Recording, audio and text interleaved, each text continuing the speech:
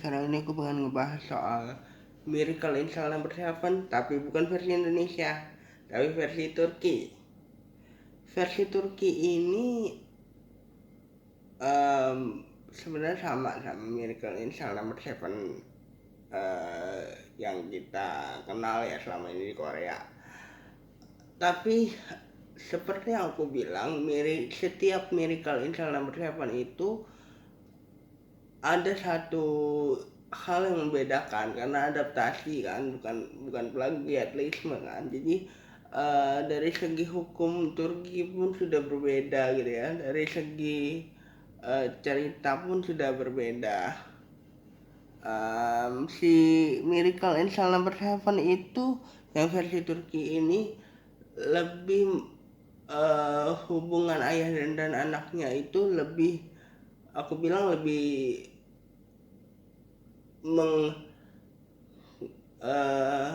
menunjukkan dramanya daripada Miracle in Cell Number 7 yang Korea. At least kita ngomongin Korea dulu ya.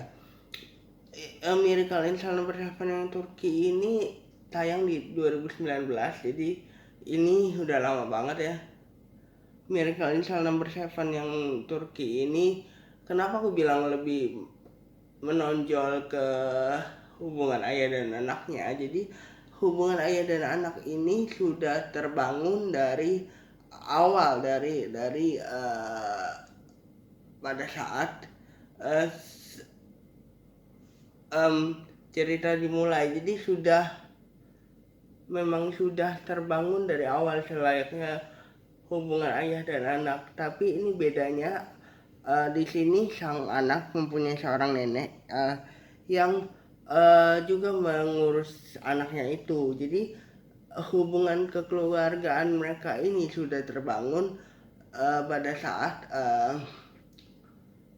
awal-awal film. Dan dari segi hukum pun ini agak jauh lebih dramatis, karena memang saya lihat sendiri ya bahwa si Miracle in Cell Number 7-nya Turki ini dia mempunyai plot cerita yang udah dari awal, yang kita yang tadinya merasa bahwa kan kalau misalnya Miracle in Cell Number 7-nya Korea itu kan kita dibawa iba, karena di akhir film itu kan dia dipisahkan oleh waktu, sementara dia di penjara itu sudah bersenang-senang kan, dia sudah bertemu dengan ayahnya dan segala kesenangan sudah dilewati lah, istilahnya kehidupan telah dilewati. Hubungan ayah dan anak ini jadi terbangun di situ.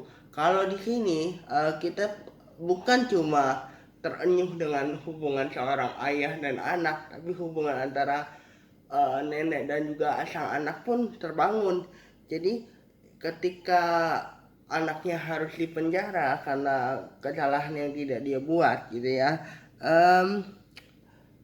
sudah terbangun sisi dramatisnya di antara mereka gitu ya. Sudah terbangun sisi bagaimana seorang nenek memikirkan, seorang ibu memikirkan nasib anak yang harus dipenjara ketika dia ngomongin kesalahan yang tidak dia buat gitu sebenarnya. Si ayah dan juga anaknya pun seperti itu. Jadi dia memang sudah membangun sisi drama dari film ini dari awal. Dan anak dari si korban dari si Miracle in Cell Number 7 Turki ini adalah anak dari si orang penting di negara Turki tersebut ceritanya. Jadi bukan cuma drama pada saat di penjaranya saja, tapi di awalnya pun sudah ada drama. Tapi aku akui harus ada plot twist di sini, plot hole maksudku. Plot hole ketika pada awalnya kita berpikir bahwa ketika anak ini tinggal sama ayahnya sekalipun, ini anak ini masih tetap oke-oke aja ya pada saat dia harus sama neneknya, karena dia ada yang jaga dan kehidupannya terjamin dan segala macam. Itu sendiri mempunyai salah satu plot hole menurutku, menjadi salah satu plot hole, karena kita jadi tidak terenyuh dengan kehidupan penjara sang ayah dan anak ini, karena kita tahu di luar ada neneknya yang menunggu, dan kita tahu anak ini nggak apa-apa gitu. Kalau misalnya di Korea kan memang kita tahu anak ini yatim piatu dan segala macam ada alasan kita untuk kasihan sama anak ini kan, si karakter utama ini kan. Aku nggak tahu ya hukum Turki gimana, tapi di sini ditunjukkan banget bagaimana hukum dari sebuah negara itu terkadang bersikap tidak adil terhadap beberapa orang gitu ya. Kita nggak ngomongin hukum secara general ya, tapi hukum yang ada di film ini. Ketika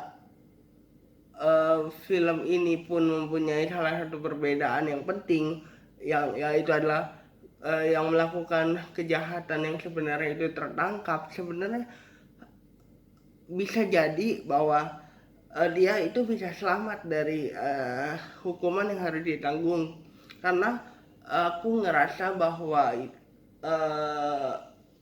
kan pada awalnya ya kan penjahatnya sudah tertangkap gitu ya. Itu adalah salah satu plot hole.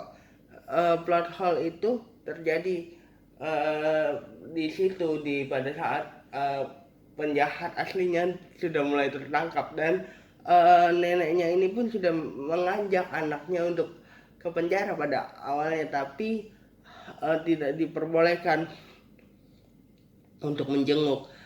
Nah itu menjadi plot hole tersendiri buat aku ketika kita harus terenyuh dengan salah satu kejadian di penjara, tapi kita sudah tahu bahwa sebenarnya anaknya ini bisa datang untuk ke penjara untuk sekedar bercengkrama saja sama orang tuanya gitu ya, karena kita tahu sebenarnya bisa gitu, tapi neneknya aja kasihan ini yang membuat dia membatalkan niatnya itu.